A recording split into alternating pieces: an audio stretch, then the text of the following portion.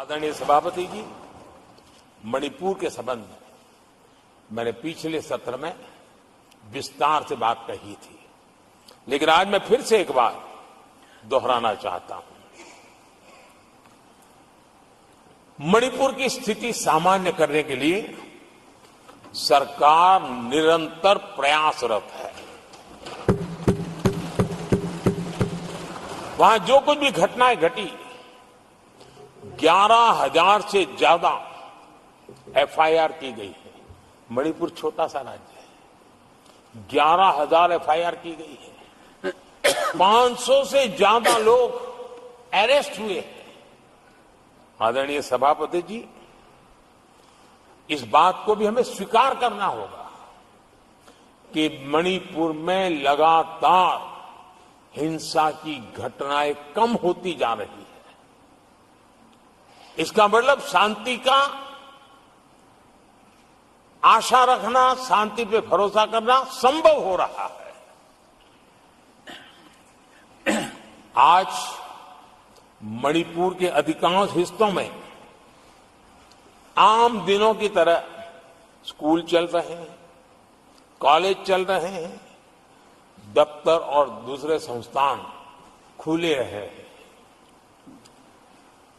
आदरणीय सभापति जी, मणिपुर में भी जैसे देश के अन्य भागों में परीक्षाएं हुई, वहां भी परीक्षाएं हुई हैं और बच्चों का अपनी विकास यात्रा जारी रखी है।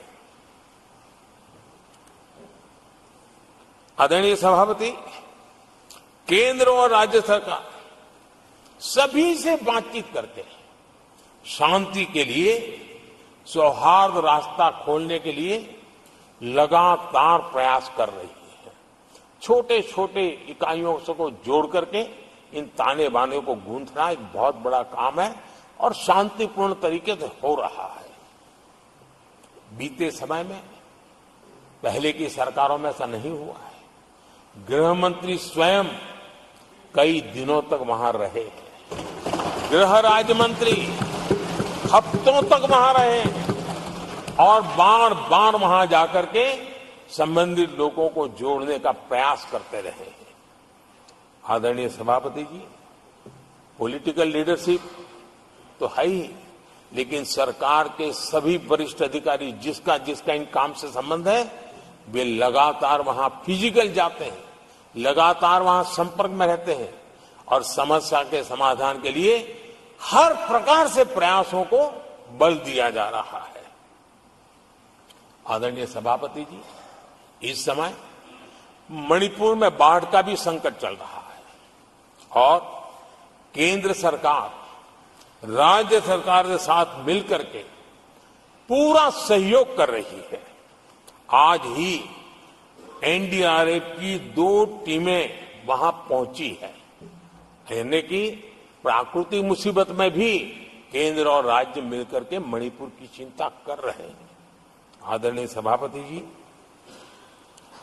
हम सभी को राजनीति से ऊपर उठ करके वहां की स्थिति को सामान्य बनाने में सहयोग करना चाहिए। ये हम सबका कर्तव्य है।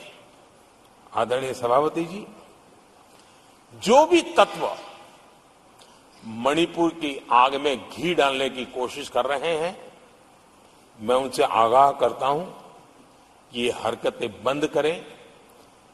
एक समय आएगा मणिपुर ही उनको रिजेक्ट करने वाला है, ऐसे लोगों को। आदरणीय सभापति जी,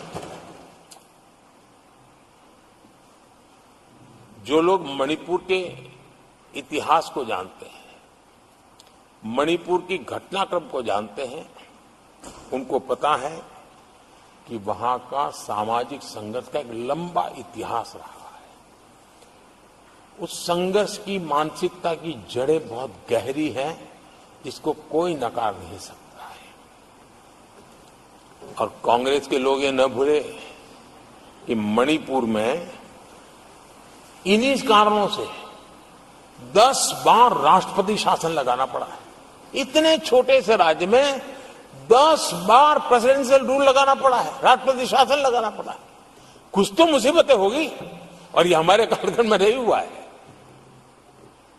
लेकिन फिर भी राजनीतिक फायदा उठाने के लिए वहां पर जिस प्रकार की हरकतें हो रही है,